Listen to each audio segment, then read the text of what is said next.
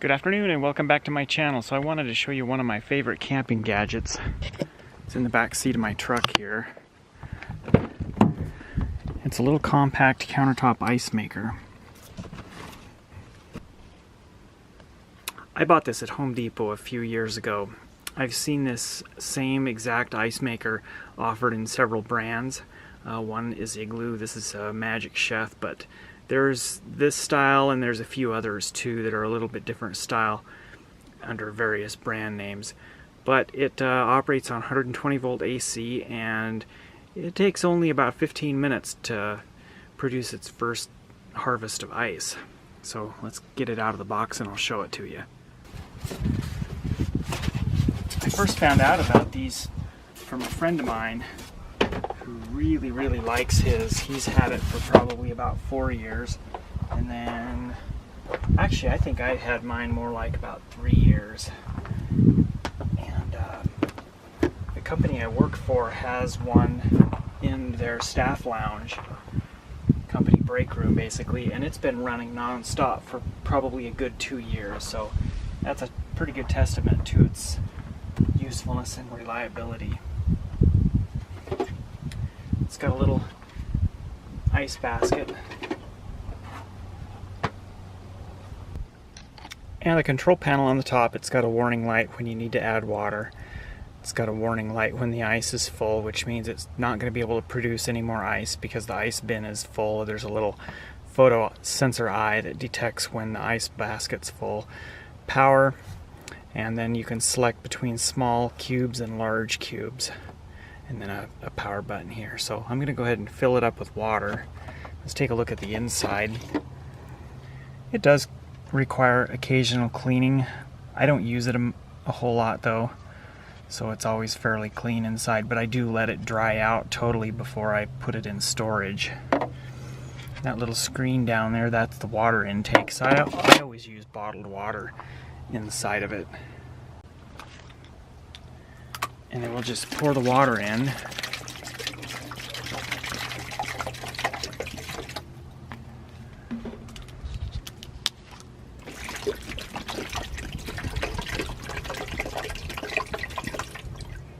And we'll close the lid and we'll turn it on. And you'll hear it make a little bit of noise periodically.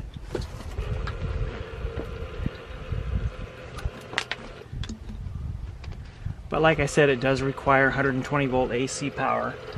I have an inverter in my RV, so I'm using that to power it right now.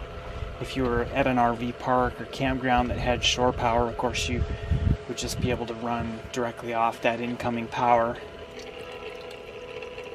So this little shield here, that's the ice scoop. It cycles around and scoops the ice out and dumps it into the basket. The refrigeration unit consists of 2 horizontal shafts with 4 and 5 vertical protrusions that hang down, and those hang down into the little tray full of water, and the water freezes around those little vertical shafts and just builds up ice.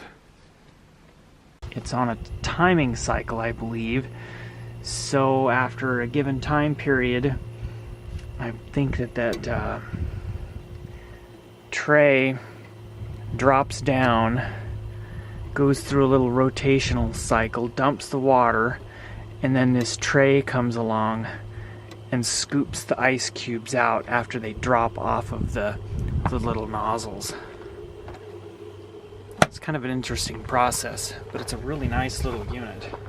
The drawback in a smaller RV is it does take up counter space, but I'll show you what I've done just recently, and I'll probably do a better job of wiring in something a little bit more permanent. But in my front storage bay, I've routed an extension cord over here from the other side, and on the other side there I actually just recently added an auxiliary outlet, so I could piggyback off that outlet and plug another outlet in over here, or just use it like it is with the extension cord.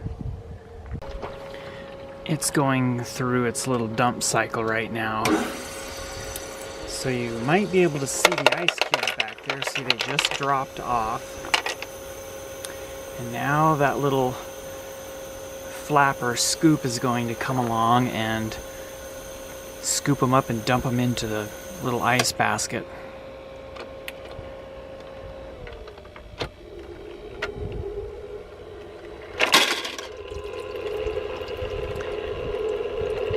And it stays relatively cold inside, but the ice cubes do melt after a while. So when they melt, the water just drains back down and then gets recycled into new ice cubes. It's filling up the little water bin back there right now. It uses about 100 watts. Okay, here it goes again. You can kind of see the little ice cubes in there.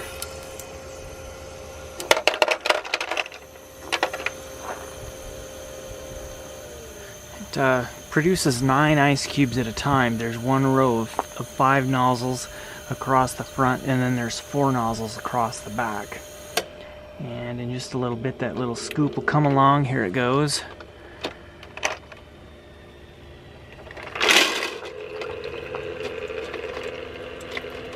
But here's one of the ice cubes. Pretty good size.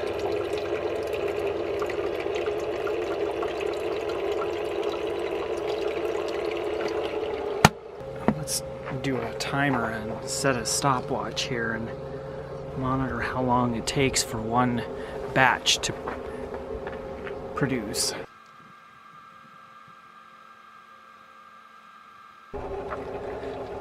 Seven minutes elapsed time to make a batch of ice.